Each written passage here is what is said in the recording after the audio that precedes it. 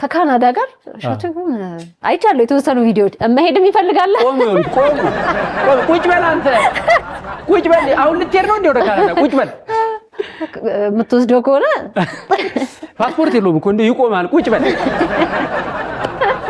አንድ ቀልድ አይቼ ነበርና እሱን አስታወስከኝ ምንድነው የተፈጠረው እንግዲህ ብዙ ድርጅቶች ወሬዎች ቅሬታዎች ብዙ ሰው ነው የሚያሳትፍና ትልልቅ ወጪ ብዙ ሰው ደግሞ ለትምህርትም ለስራ እድልም ከሀገር መውጣት በተለያየ ምክንያት ይፈልጋል የተሻለ እድሎች ስላሉ እሻቱ መጀ ሲጀምር እዚህ ጉዞ ውስጥ ምንድነው ያገናኝ ምንድነው አንተ ካናዳ ኤምባሲ ነው ቆንስላ ነው ትክክለኛው ቃል ቆንስላ ነው ምንድነው አዛም ተታረገን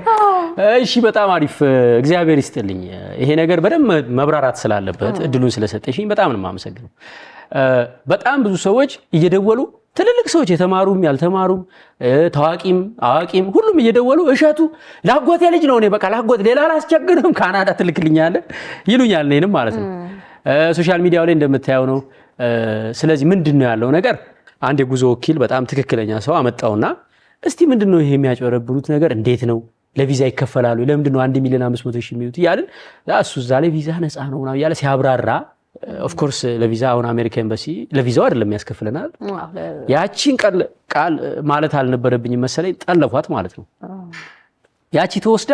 ከት ተደረገና ቲክቶክ ላይ የካናዳ ቪዛ የ3 ወር ቪዛ በነፃ እንደዚህ ደሞዝ 49,000 ብር ይላል ኢማጂን እንግዲህ ራኪ እዚህ ወለንጂቲ ወይም እንትን ደብረዘይት ሄዶ ያቀም ይሶ ያው እንደዚህ ቲክቶክ ላይ ፖስት የሚያደርገው ደሞዝ $1,900 ይላል ካናዳ በ3 ወር በነፃ በጣም የሚገርመው የግንዛቤ ማነስ ስላለኛ ማህበረሰብ በአውሮፕላን እንግዲህ ከአዲስ አበባ ጎንደር ባህር ዳር መቀሌም ሄዶ ላይ ያቅ ይችላል ያሰውይ ቀጥታ ካናዳ እንደሚሄድ እርግጠኛ ይሆናል ማለት ነው ለምን እሸቱ ነው ያለው ቪዲዮዋ ተቆርጣ እሸቱ ስለ ቪዛ ሲያወራ አለ ቪዛ ነፃ ነው ነው ይላል እሱ ያቺ ከተደረገና የሚገርም ጽሁፍ ይጻፍበታል ከዛ ሰዎች መደወል ጀመሩ ወደ ዶንኪቲው